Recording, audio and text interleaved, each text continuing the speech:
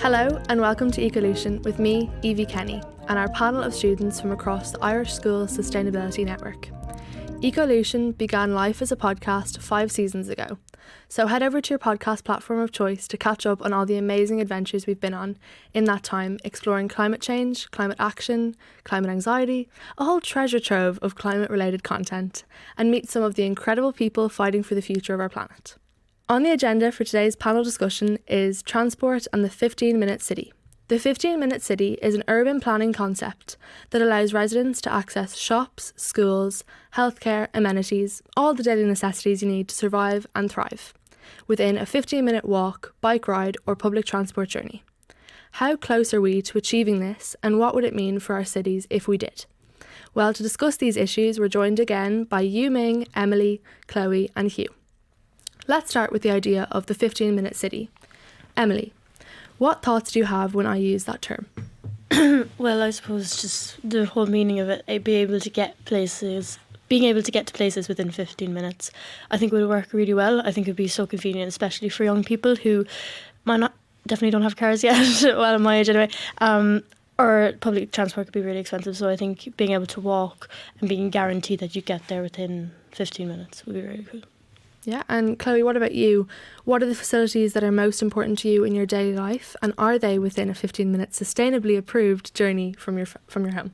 Yeah, the thought of a 15-minute city sounds ideal. The most important facilities for me are just probably getting to school, the bus maybe to get different places, then the shops.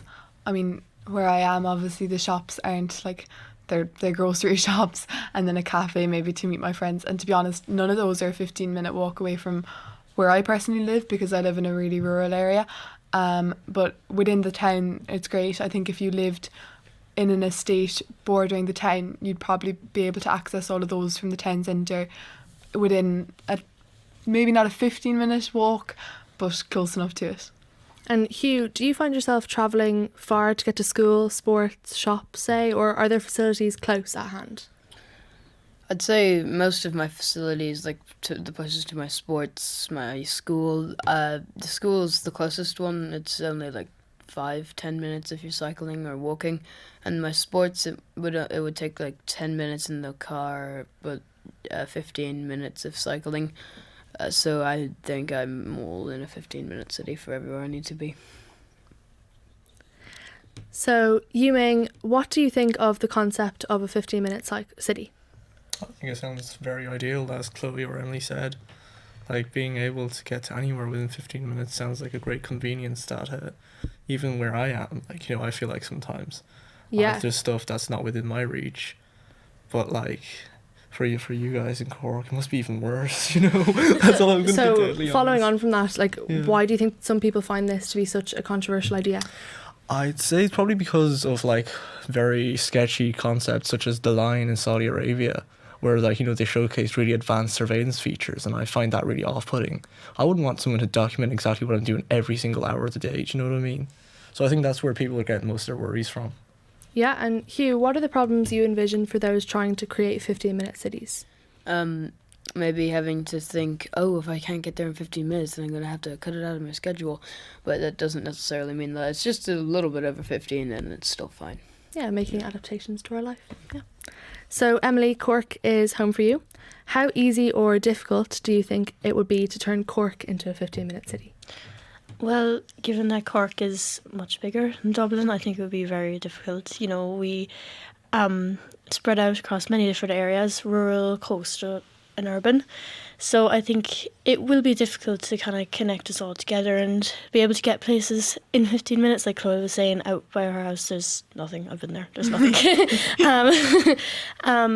But I suppose, just kind of maybe the infrastructure, the landscape would be a big problem for us anyway down in Cork. Yeah, so a 15-minute city would certainly be a big step in the direction of sustainability, but I'm interested to know how easy or difficult our panellists find it to live sustainably now. Emily, what are your thoughts? I suppose it's not that difficult for me anyway. My parents are very committed to sustainability, so we travel by electric car a lot and we walk to school every morning. So there's nothing really preventing me from living very sustainable in the means of transport and in all other, areas of my life. It's a choice, and I choose to live as sustainably as I can with what I have. Yeah, and Chloe, what challenges do you come up against when it comes to sustainable living? Yeah, I think transport for me is a big one. Everywhere I want to get does involve probably going by car.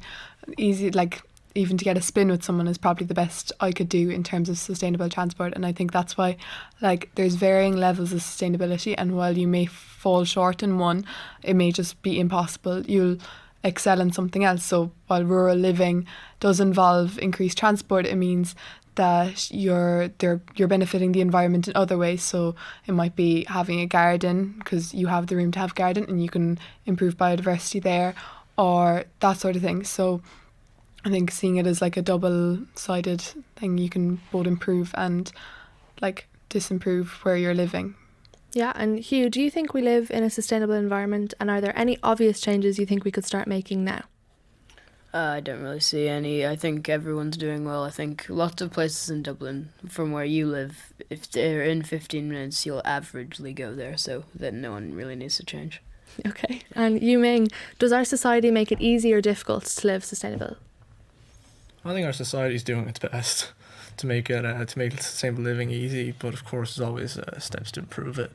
Like where I am, the bus sometimes isn't very reliable, so then I have to get a lift in with my mum or my dad. And obviously that's not the most sustainable way to travel, and they would be travelling by bus if it was a bit more reliable. Yeah, great insights, food for thought. Finally for today, we have a question sent in by a viewer which gets to the heart of our discussion today. I'm Killian. And I'm Paddy. And we're from Clare National School. And my question is, are there enough ways to use active travel or public transport? Hugh, you're based in Dublin. Do we have enough transport options in your opinion?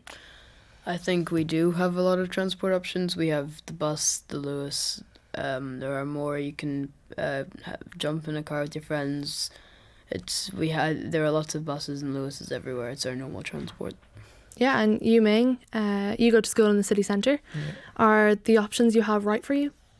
There's a single bus route that I rely on, and when it doesn't show up, it's game over for me. So yeah, it depends on the area you're in, though. Some areas are really well serviced, and some areas just need a bit of improvement. Yeah, and Chloe, do you think you're able to get around Cork using active or public transport? And if not, do you have any suggestions? I think it's difficult sometimes using public transport. I think to improve it, especially buses is the main form of public transport in Cork. There is no Lewis, and the train runs from only select locations. So I think improving buses is a big thing. So timing, the cost, and how efficient they are. To go to the city, it can be very expensive for a student. So the bus doesn't seem affordable, and you might just try to get a spin with a parent, and then you can't rely on it either. There's only one bus that moves from Macroom to get into Cork City before 9 o'clock, and most of the time it's running late. So for college students that becomes impossible, and they're relying on a parent to drop them into the city. So a lot of it is if they can ensure good timing, routes that can be reliable and that are going to go from that time, and increase the amount of times as well. I think it makes public transport a lot more accessible then. And finally, Emily, what could we do going forward to make travel more sustainable? I think ourselves, we can just try and choose more sustainable transport where possible, whether that be carpooling or cycling to school. I know that not all areas in Ireland have the facilities to cycle to school, or walk to school even.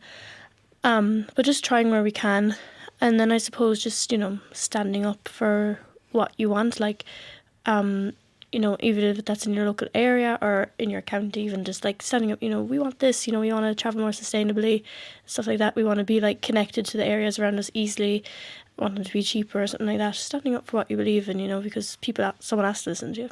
So. Yeah, so well, as always, there's a lot to think about there. Thanks so much to our panel for a great discussion today. And thanks to our viewers for coming on the journey with us. Don't forget you can hear much more on our Ecolution podcast, available wherever you get your podcasts. I'm Evie Kenny, this has been Ecolution, and I'll see you next time. Ecolution.